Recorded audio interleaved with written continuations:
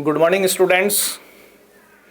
आज हम अपने सब्जेक्ट इंटरप्रिटेशन ऑफ स्टैट्यूट्स में एक स्पेसिफिक टॉपिक की बात करेंगे, क्योंकि इंटरप्रिटेशन ऑफ स्टैट्यूट्स में किसी भी देश के लिए जो सुप्रीम स्टैट्यूट या सुप्रीम लॉ होता है वो उस देश का कॉन्स्टिट्यूशन होता है।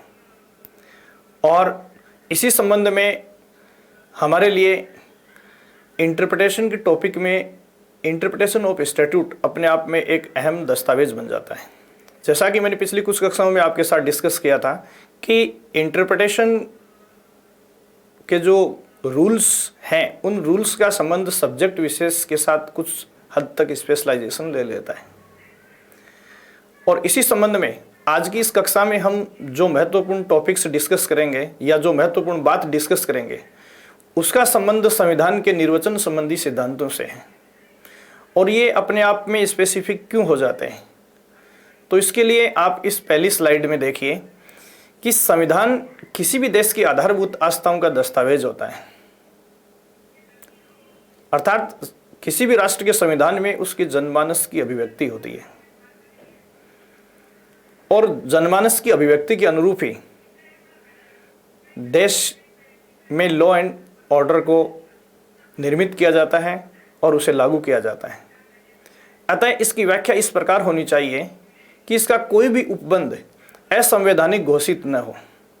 देखो, किसी भी राष्ट्र के संविधान का जो इंटरप्रिटेशन है वो इस प्रकार नहीं होना चाहिए कि उसका कोई प्रोविजन या प्रावधान जो है वो अनकॉन्स्टिट्यूशनल या असंवैधानिक घोषित हो जाए।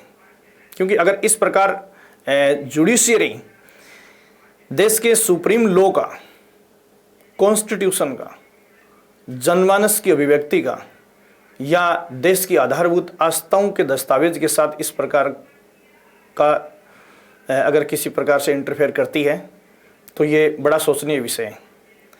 इसलिए कहा जाता है कि निर्वचन के क्षेत्र में इस हेतु कुछ महत्वपूर्ण सिद्धांतों का पालन उस वक्त हमें जरूर करना चाहिए जब जुडिशियरी कॉन्स्टिट्यूशन के प्रोविजंस का इंटरप्रिटेशन करने के लिए बैठती है। तो आज की कक्षा में हम उन रूल्स को डिस्कस करेंगे। देखिए, इन रूल्स को अपन दो कक्षाओं में या दो भागों में बांटकर डिस्कस करेंगे। तो दो वीडियोस आपको इस संबंध में मेरी ओर से आपको सप्लाई किए जाएंगे। तो अपने नेक्स्ट दो वीडियो जो हैं ये दोनों वीडियो एक तरह से कॉन्स्टिट्यूशन के इंटरप्रिटेशन से रिलेटेड जो प्रिंसिपल्स हैं, डॉक्ट्राइन्स हैं, उन पर फोकस होंगे। ठीक है, तो इस कड़ी में मैं शुरू करता हूं अपने पहले डॉक्ट्राइन या पहले प्रिंसिपल को जो कॉन्स्टिट्यूशन के इंटरप्रिटेशन के लिए महत्वपूर्ण माना जाता है। देखिए, पहला सिद्धांत संविधान के इंटरप्रिटेशन के संबंध में जो है वो है डॉक्ट्राइन ऑफ इम्प्लाइड पावर्स, विवक्षित शक्तियों का सिद्धांत। इस सिद्धांत को अपन ब्रीफली यूं समझ सकते हैं। देखिए, इस स्लाइड में कुछ बिंदु मैंने नोट किए हैं। पहला बिंदु है संविधान में प्रदत्त सामान्य शक्तियों के साथ साथ विवक्षित शक्तियां भी प्रदत्त मानी जाती हैं। देखिए, कॉन्स्टिट्यूशन देश का सुप्रीम लीगल डॉक्यूमेंट है और देश किसी भी देश के सुप्रीम लीगल डॉक्यूमेंट को लागू करने के लिए उसमें प्रत्यक्षतः या अभिव्यक्ततः जो रूल्स एंड रेगुलेशंस हैं उनके मोटो को या उनके उद्देश्य को पूरा करने के लिए कुछ विवक्षित या इम्प्लाइड जो शक्तियां हैं वो भी उस कॉन्स्टिट्यूशन द्वारा प्रोवाइड की जाती है। या इसको यूं कहें तो और भी ज़्यादा ठीक रहेगा कि संविधान के मूलभूत उद्देश्यों की पूर्ति के लिए जिन विवक्षित शक्तियों की आवश्यकता होती है अंडरस्टूडली कॉन्स्टिट्यूशन वो शक्तियां हमें प्रोवाइड करवाता है। दूसरा बिंदु देखिए, देश की जनता के लिए विधायिका को प्रदत्त शक्तियों की रूपरेखा के साथ साथ उन विधियों को भी विवक्षित मान्यता है जो विधायी कानूनों के निष्पादन के लिए आवश्यक है। देखिए, इसमें बहुत ही सारभूत बात जो है इस प्रिंसिपल की वो है कि देश की जनता के लिए विधायिका को जिन कानूनों को डिजाइन करने की शक्ति दी गई है उन कानूनों को डिजाइन करने की शक्ति के साथ साथ विवक्षित रूप से या इम्प्लाइड रूप से वो समस्त शक्तियां भी विधायिका को उपलब्ध होती हैं जो देश की जनता के लिए कानून डिजाइन करने के लिए या कानून डिजाइन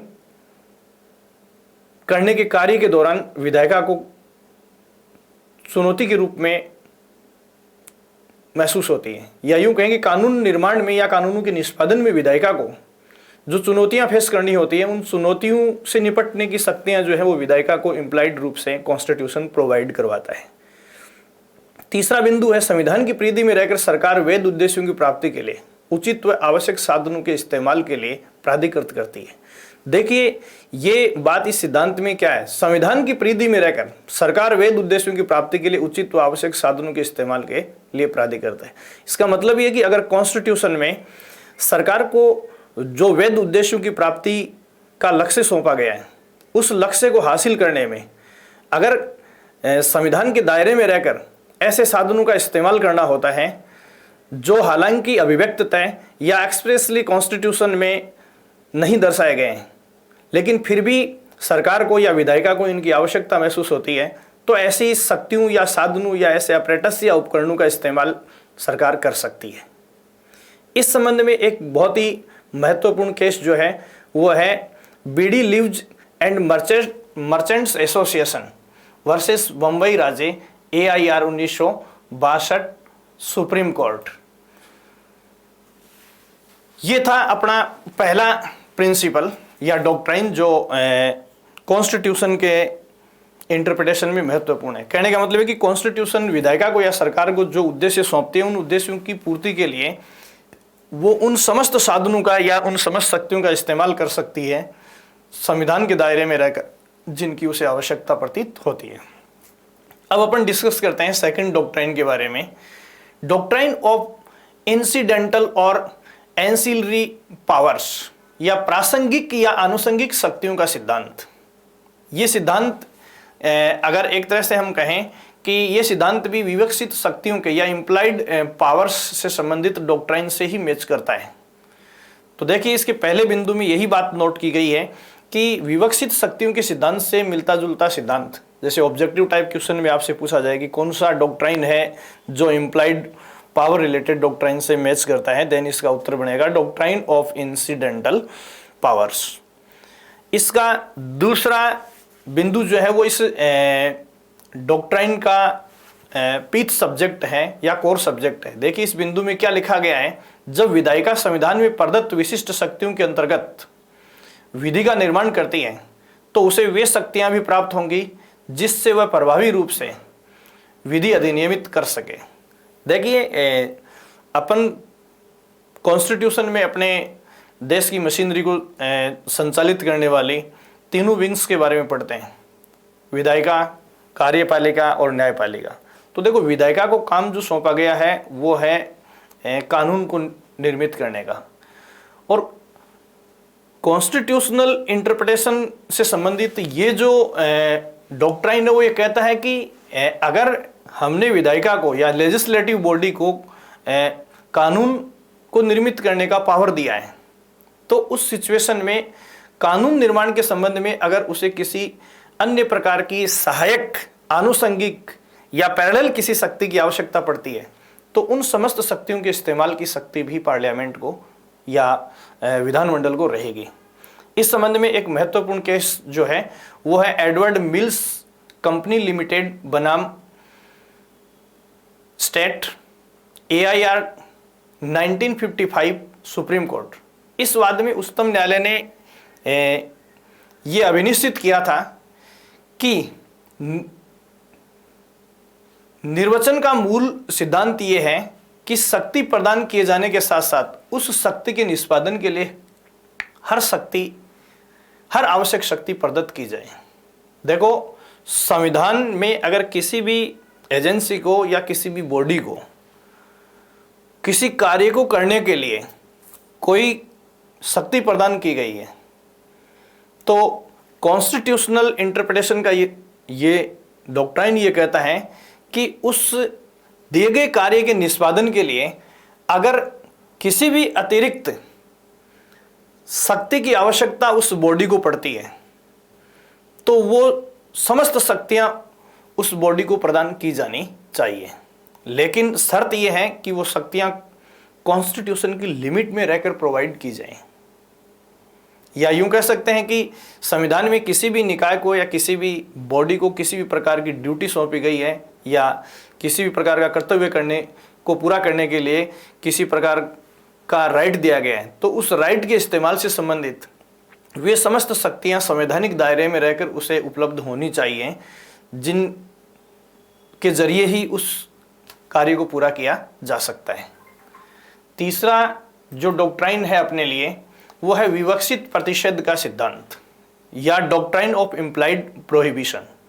देखिए, इंटरप्रिटेशन का ये जो प्रिंसिपल है, ये एक लैटिन मैक्सिम पर आधारित है, एक लैटिन सूत्र पर आधारित है, और वो लैटिन सूत्र ये है एक्सप्रेसियो यूनियस एस्ट एक्स क्लूसियो अल्ट्रियस, जिसका अर्थ ये है कि एक वस्तु का स्पष्ट उल्लेख दूसरे का अपवर्जन है।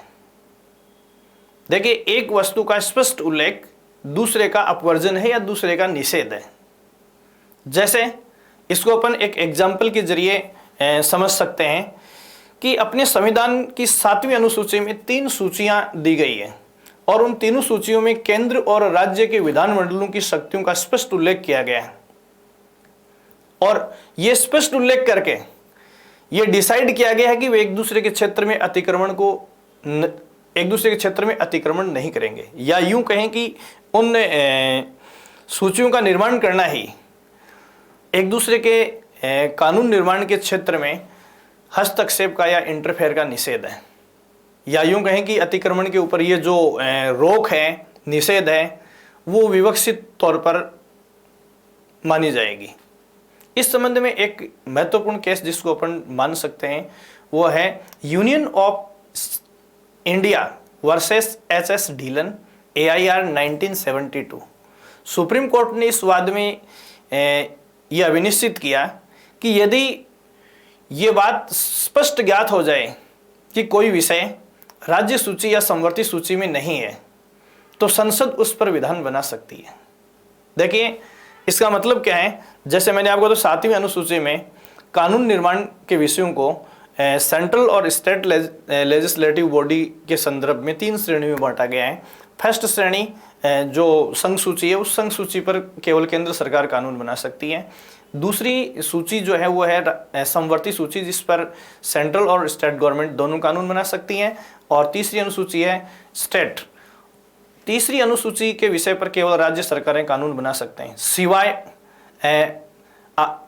विशेष आपातकालीन परिस्थितियों के। कुछ कंडीशंस ऐसी हैं जिनमें स्टेट सूची के ऊपर केंद्र सरकार भी कानून बना सकती है। समवर्ती सूची के संबंध में ये प्रावधान है कि यदि समवर्ती सूची पर केंद्र सरकार द्वारा निर्मित कोई कानून मौजूद है और उस कानून उसी विषय पर केंद्र सरकार के कानून के अगेंस्ट जाकर यदि किसी राज्य सरकार ने कानून का निर्माण कर दिया है, तो उस कानून को हम नल एंड अवॉइड मानेंगे, शून्य माना जाएगा।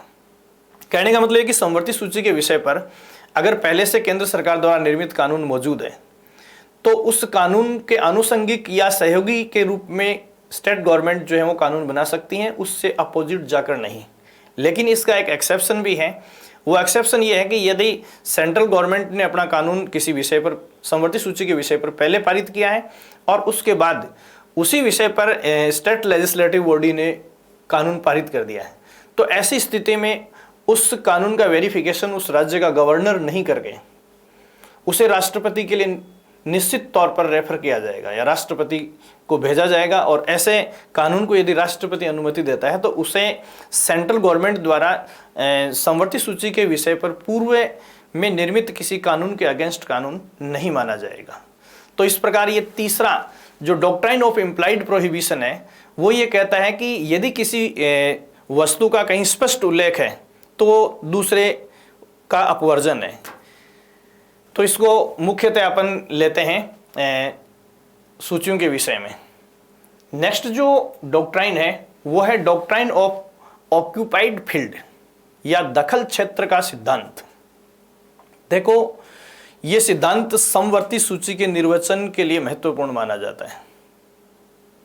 कंकरेंट लिस्ट के जो सब्जेक्ट हैं उनके संबंध में दखलकृत क्षेत्र का सिद्धांत या डॉक्ट्राइन ऑफ ऑक्यूपाइड फील्ड जो है वो बहुत ही महत्वपूर्ण माना जाता है।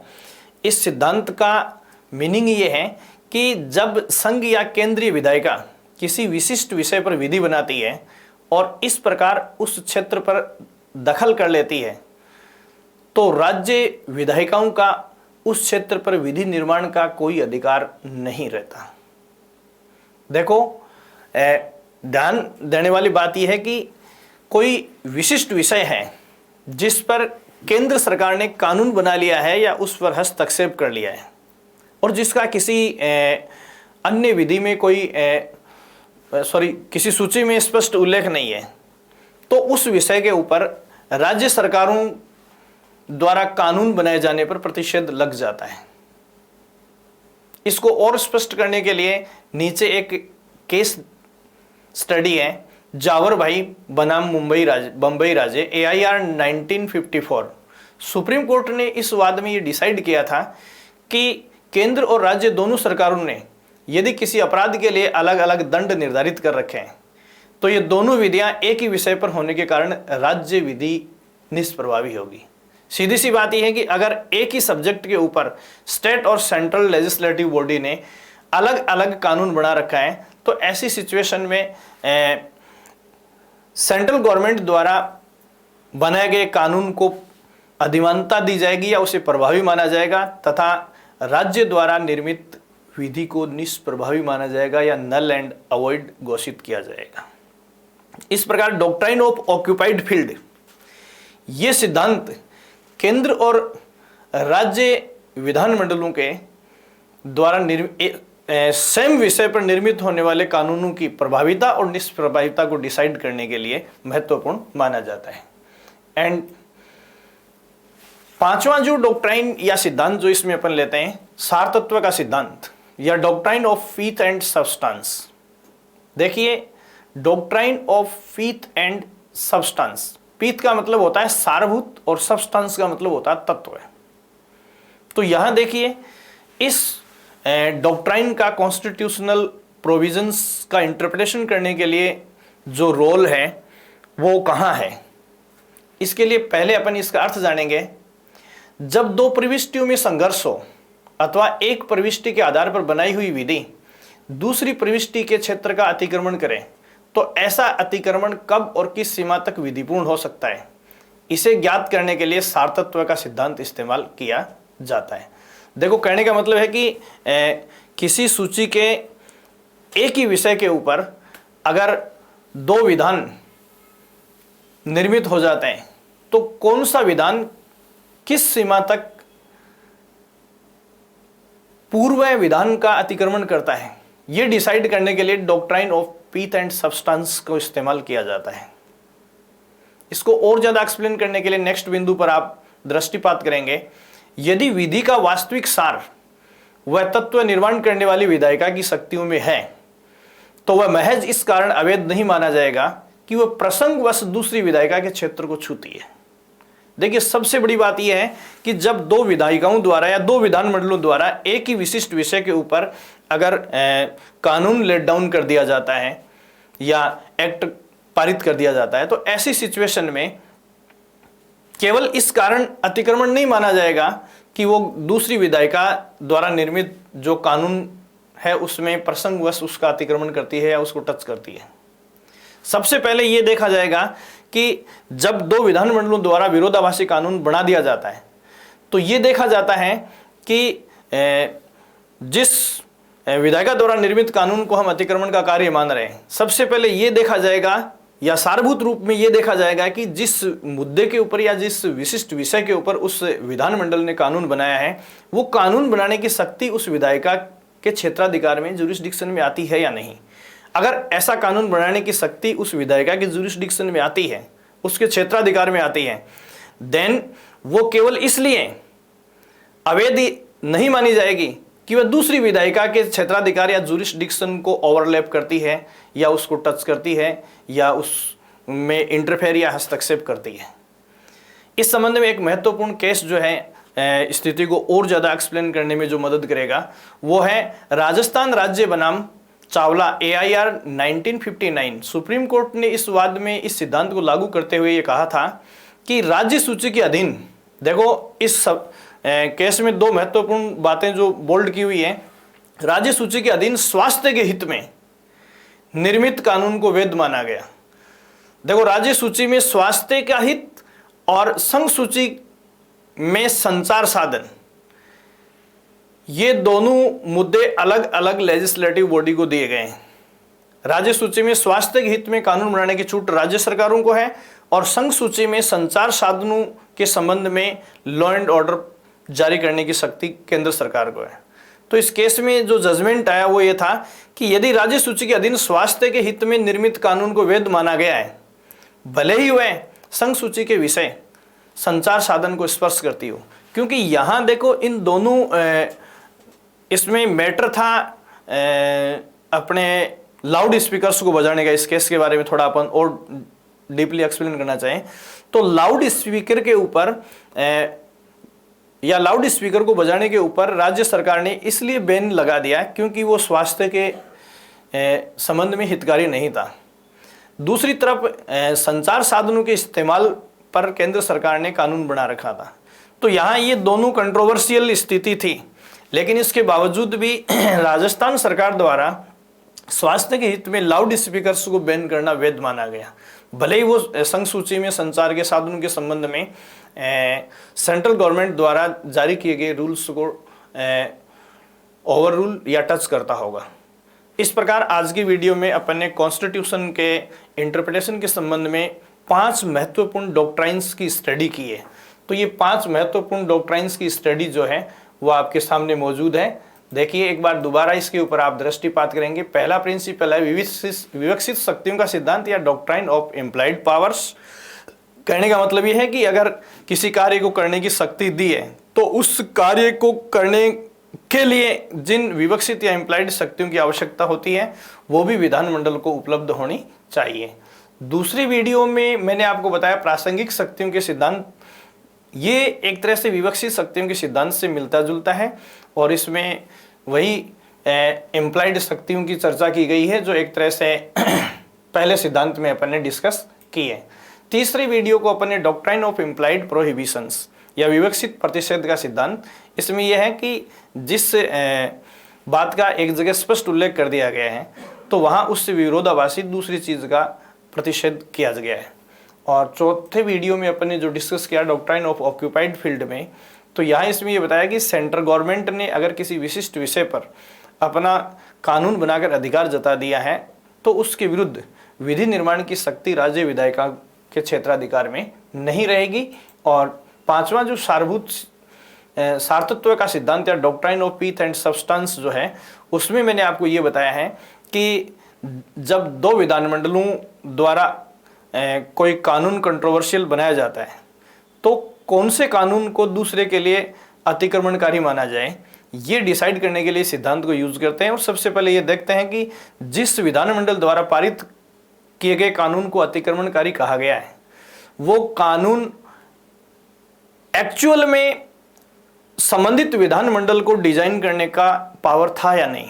यदि था, इसका मतलब ये कि ये सारभूत तत्व के सिद्धांत में आएगा और ऐसी सिचुएशन में उस विधानमंडल द्वारा पारित किए गए कानून को अपन अतिक्रमणकारी नहीं मानेंगे। Thank you so much.